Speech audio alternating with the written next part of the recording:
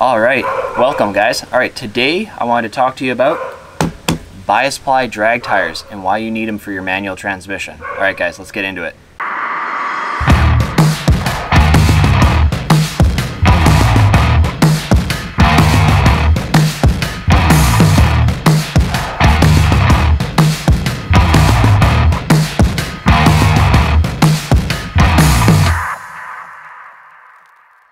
Okay, so the real reason why I wanted to make this video was recently I got myself a set of Bias Ply Mickey Thompson ET Streets.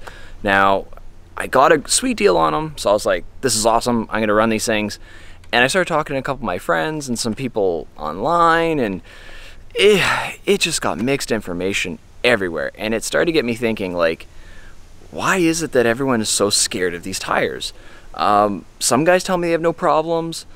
More people were telling me they did have issues, so I wanted to kind of do a video to set the record straight, hopefully help you out, because you're probably in the same position I was in, getting nervous thinking, oh dear God, am I going to have this big sway issue that everyone talks about? Am I going to hit the wall in my $50,000 car? I know that's not a Ferrari, but nonetheless, I'm sure you're probably just as nervous as I was. So I want to set the record straight right now. I made 6 passes last night, 0 sway, none whatsoever. I took some great advice from a couple of great people that I know. I want to give a big shout out to Eric over at Mopac. It's a local high performance speed shop that we have out here. He's had lots of experience running Bias Ply tires on his cars. I've been buying parts from that guy for like 16 years. Honestly, so he's a great guy. Nick in the back, who's been a great loyal friend to me as well. You know, he gave me a lot of advice. He was leery. He is one of the guys that was a little bit nervous about running these tires, but I kind of combined a couple of things that I had learned online and I applied them all last night. No problems whatsoever. So if you want to know what we're talking about, let's go back to the side of the car. As you guys can see, I haven't washed it. I haven't done anything. I literally parked it last night. I wanted to kind of pull it out and do this video and show you guys, like, it's legit. I went last night. I'll show you the time slip, everything. I'll show you the video as well. And we'll really kind of debunk this whole tire sway thing and freaking everybody out about running these type of tires, because I had an amazing time. It hooked up. It went perfectly straight. No problem. So I'm going to go over all of that today in this video, and hopefully at the end of it you guys are going to feel a lot more comfortable about running this type of tire on your car. Alright, so let's go over the car. So as you guys can see, I still have my my numbers on it from last night. So 682, that's the number that's registered with my car. So when I show you the slip, it'll have 682 on there. I mean, she's still filthy, right? They've got a lot of mosquitoes and stuff. The track's right by a river, and I mean, here we go, guys. This is a Mickey Thompson ET Street Bias Ply tire. So this is not a radial.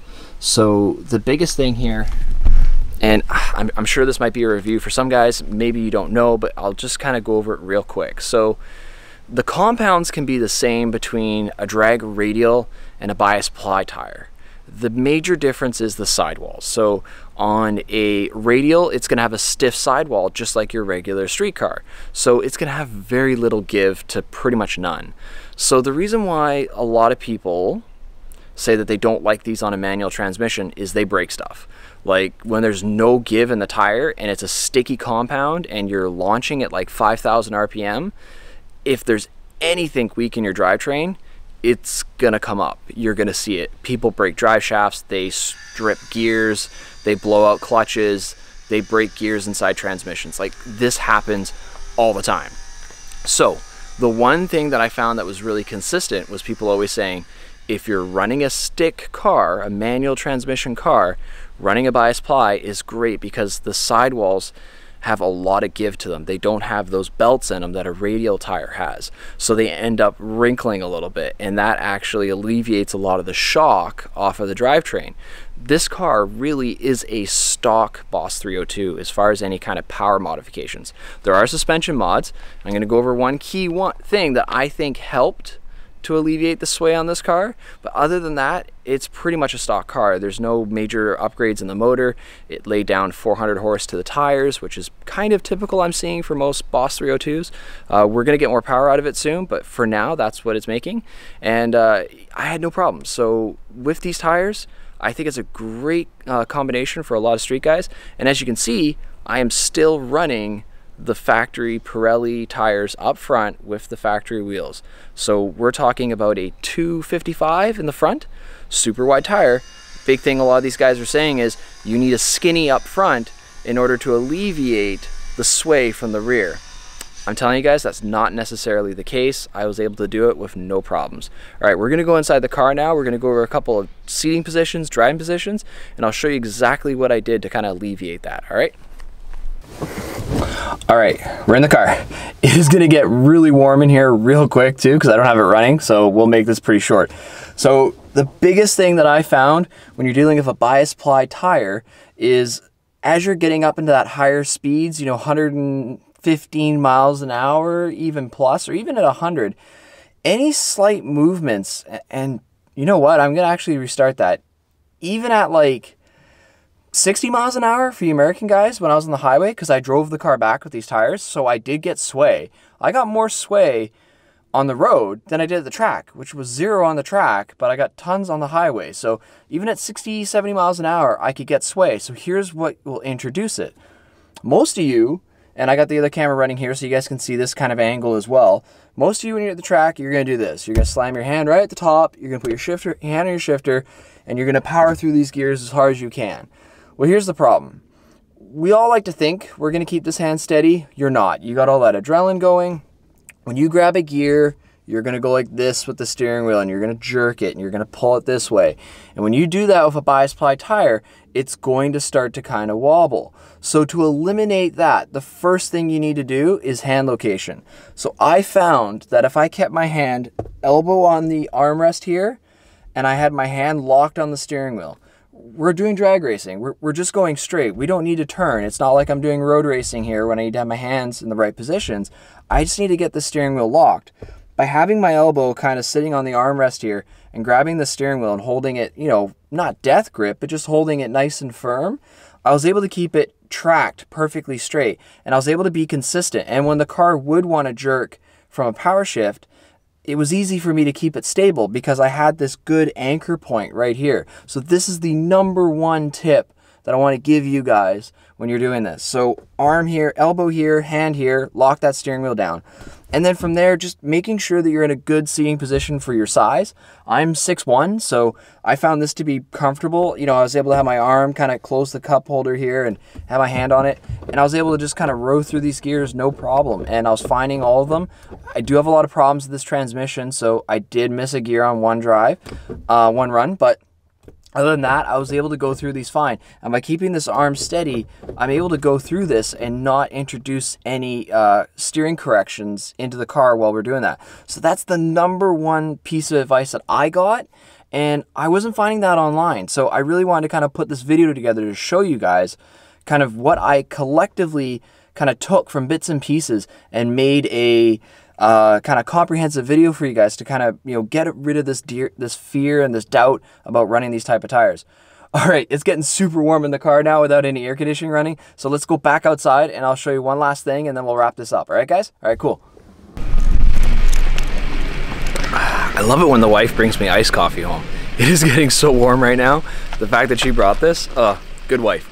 All right, guys, this is gonna be the last tip for running these type of tires on the car. And it's going to be probably the one thing you're probably screaming at your computer monitor right now or your phone, tire pressure. So most guys are gonna run around anywhere between 12 and 15 PSI in tire pressure in the back of these Bias Plies. What I actually got was a really useful tip from one of the guys at Mopac, Eric, that I was mentioning earlier. Started up at 20. So I got it up to 20 PSI. Now, it's a pretty warm day that we were running, and even into the evening, it cooled down a little bit, but it was still, and sorry, Americans, it's in Celsius, but we're talking about 30 degrees Celsius, so pretty warm. Now, I ran 20 PSI, I left it there the whole day. The reason why I did that was I didn't get any tire shake, I didn't get any wheel hop, nothing. So there's two facets here that I said I wanted to address. Number one, tire pressure. That helped immensely. I left it at 20 psi. I think by having them a little bit stiffer, that might have also helped to reduce any of that kind of sway and wobble. But the last thing is I just finished doing lower control arms from Whiteline with the upgraded C-Max bushings. So I think having a stiffer lower control arm also helps. So if some of you guys are already done that, if you've already done upper and lower control arms, I think you guys are going to be set and ready to go with this type of tire. All right, guys, so that's going to wrap it up for today. I hope you found this super helpful. If this is the first video that you guys have seen, I've done my job right, and I've managed to link it and show it in such a way that you're just searching these tires and you've now discovered me. Check out the rest of my videos, subscribe to the channel. I'm basically documenting my process with this car. I'm driving it all year round, so that's going to be super fun. So I really hope you guys enjoyed this, and good luck on the racetrack. Little disclaimer, obviously, you know, if you guys screw up and hit the wall, it's not on me, I'm sorry. I really hope that never happens to you guys, but you know, it's a sad day and age we have to live in where we have to put a disclaimer in our videos. But you know, this is just my personal opinion and what's helped me out on the track. I hope it helps you out too, and we'll see you guys next time. All right, take care.